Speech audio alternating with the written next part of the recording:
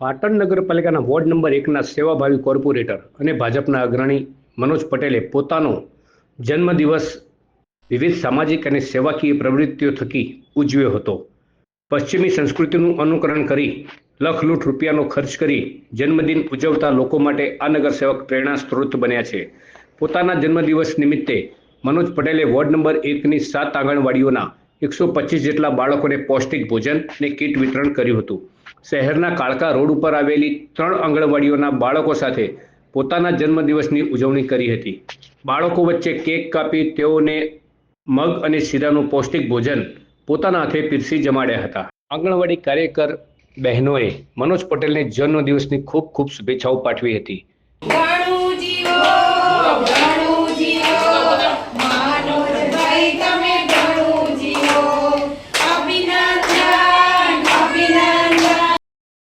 અને મારા મિત્ર મંડળ તરફથી પાટણની અનેકવિધ જગ્યાઓ ઉપર અલગ અલગ પ્રકારના કાર્યક્રમો કરી રહ્યા છે।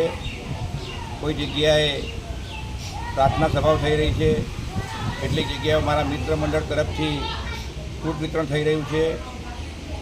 અહીં અમીન હાઈસ્કૂલની બાજુમાં જે મંદિર આવેલું ચુડેલમાનું મારા મિત્ર તરફથી આજે ત્યાં ભગવાનની આરતી માટેની જે મશીનરી આવે છે એ ભેટ કરવામાં આવી છે।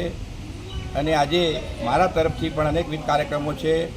એની અંદર સૌથી પ્રથમ આજે મારી જે એમએન હાઈસ્કૂલની આજુબાજુની મારા વિસ્તારની જે 7 આંગણવાડીઓ છે એ આંગણવાડીઓના તમામ બાળકોને તિથિ ભોજન અને એમને નાની ગિફ્ટ આપી રહ્યો છું। હું હંમેશા મારો જન્મદિવસ એ આંગણવાડીના બાળકો સાથે ઉજવું છું।